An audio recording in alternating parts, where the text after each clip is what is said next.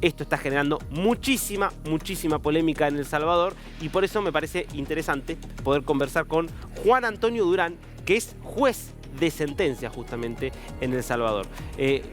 ¿Cómo le va, Juan Antonio? Acá lo saluda Darío Mirraje. Muy buenos días, Darío. Buenos días, a sus órdenes. Bueno, reaccionando a este tema, aquí se pone en riesgo el debido proceso y hay un principio penal que es el principio de responsabilidad. La responsabilidad es individual y eso se construye en el proceso a partir de evidencias que individualicen al sujeto, que lo incriminen en un hecho determinado, pero con juicios masivos es bastante difícil poder realizar esa actividad por parte del juez. Uno. Y dos, en estos juicios masivos no hay traslado de los reos hacia los centros penales, no hay contacto visual con los reos. Se hace todo a través de videoconferencia, ¿verdad? A través de videoconferencias se están juzgando masivamente estos casos y ahí es bien difícil distinguir el trigo de la paja. Y sobre todo que, bueno, las imágenes que exhibe el gobierno son imágenes de personas tatuadas, pero la mayor parte y tatuajes de pandillas, pero hay una enorme cantidad, miles de salvadoreños que han sido detenidos y sus familias alegan inocencia, que gente que trabaja, gente que estudia, gente graduada, profesionales, pastores, profesores, hay mucha gente que ha sido detenida injustamente según sus familiares que no pertenecen a pandillas, han documentado arraigos laborales, arraigos académicos y aún así no hay posibilidad en estas circunstancias de determinar si esta persona es o no pandillero y sobre todo también el hecho de que se han permitido capturas mediante llamadas anónimas, delaciones anónimas. Ya no va a ser necesario que comparezcan los testigos a rendir sus declaraciones de manera personal, porque basta las entrevistas que constan en acta. Se han aprobado una serie de reformas, además, entre las que se elimina el control jurisdiccional. Por ejemplo, en los actos urgentes de comprobación que requieren autorización judicial, el fiscal la va a realizar sin autorización del juez y sujetas a ratificación 72 horas después. Es decir, se ha eliminado prácticamente el control jurisdiccional y por eso la magistrada de la Sala de lo Penal, Sandra Luz Chicas, el día de ayer decía que con esta reforma se están haciendo de los jueces meros pasapapeles, es decir, que el juez ya no va a controlar la actividad de la fiscalía y de la policía, sino que se quiere que nada más haya condenas. Además, la incomparecencia de testigos y peritos, bastando el tema de valorar los documentos escritos, cuando ha sido una conquista de la reforma la necesidad de que los testigos comparezcan al juicio y sean sujetos a contrainterrogatorio, a interrogatorio y contrainterrogatorio. Los reconocimientos que antes exigía que fueran judiciales, hoy bastará que sean en sede policial para que tengan valor probatorio. Y además se está extendiendo el tema de las confesiones en los procedimientos abreviados, en el plea bargain, en las negociaciones que se llega con un acusado. Esa confesión que rinde en los procedimientos abreviados para obtener un beneficio, una rebaja de pena, se quiere también por el legislador que se valore para implicar a otros coimputados, cuando se entiende que la confesión es por hechos personales. Yo no puedo confesar lo que Darío ha hecho, no puedo confesar lo que usted ha hecho, voy a confesar lo que yo he hecho. Es decir, si se quiere cambiar la calidad de imputado a la calidad de testigo, se requiere darle un criterio de oportunidad y para que éste declare como testigo para incriminar a los otros.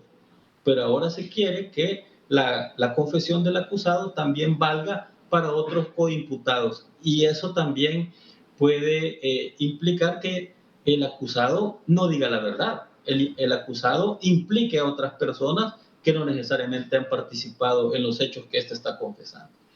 Es decir, hay una serie de, bueno, en el tema de los menores de edad también, que se están juzgando, se están llevando un registro de menores. Hay, más allá de estas reformas aprobadas el día de ayer, toda esta situación, ¿verdad?, que está viviendo El Salvador con estos encarcelamientos masivos, estos procesamientos masivos, eh, como decía, de muchas personas injustas, la violación a las reglas Mandela de Naciones Unidas para el tratamiento de reclusos. La gente está siendo torturada en los centros penales. La gente no se les dan los servicios de salud por las enfermedades crónicas que padecen. Además, no se les asiste de los golpes que están sufriendo y se han producido muchas muertes. La ONG Cristosal ha documentado más de 160 muertes dentro de los centros penales de muchas víctimas por torturas, por falta de asistencia médica, de hambre, de Claro. hambre. A Ahora, la gente se le está matando de hambre. O Juan sea, Antonio, terrible la situación. Sí, ¿qué manda, Darío? sí, sí, la verdad que la descripción que hace de toda la situación judicial, jurídica que se está dando, de todos estos cambios, es realmente muy, muy impactante. Ahora, por ejemplo, digo, ¿cómo puede hacer un abogado defensor, que es una garantía básica del debido proceso, una garantía elemental de vivir en un Estado de Derecho, que es que todo el mundo tiene derecho a una defensa justa? ¿Cómo puede hacer un abogado defensor para defender a un cliente si está mezclado entre 900 personas o entre 500 personas que son condenadas, donde ni siquiera le alcanza con refutar una prueba, porque si la prueba no afecta a su cliente y puede ser condenado igual? Digo, queda prácticamente recluido a combatir contra lo imposible. Exacto, es decir, se ha anulado la independencia judicial. Actualmente no hay Estado de Derecho en El Salvador. Con la remoción de los magistrados de la Sala de lo Constitucional, de los jueces constitucionalistas, y la toma del judicial a través de esta remoción y la imposición de abogados vinculados directamente al Ejecutivo, se ha eliminado el control. Aparte de eso, la remoción de los jueces, de una tercera parte de los jueces, con esta jubilación anticipada o el cese de los jueces a partir de los 60 años y la imposición de gente que no reúne los requisitos para ser juez. Lo decíamos en aquel momento, si con la leña verde hacen esto, ¿qué no va a ocurrir con la leña seca? Claro. Es decir, la gente no entendía en su momento nuestra lucha por la independencia judicial, pero hoy lo está sufriendo en carne propia. La labor de los abogados se queda limitada a una mera formalidad para ir a avalar las condenas. Es decir, la pregunta que usted me hace, Darío, el abogado ya no tiene más recursos que irse a presentar a las audiencias y a esperar la condena. Y eso no es nuevo, porque en 2007 esta reforma a la ley contra el crimen organizado y a la jurisdicción especializada ha venido caracterizando por esto, pero hoy se ha agravado. Hoy es Claro. una situación mucho peor para los salvadoreños, porque, insisto, el gobierno presenta como su cifra dorada que no hay muertos en 541 días, cero homicidios, y lo presentan así, hacen propaganda y publicidad con eso, pero ocultan las 160 muertes de los centros penales, invisibilizan las muertes de esta gente que están en manos del gobierno, que son responsabilidad del gobierno.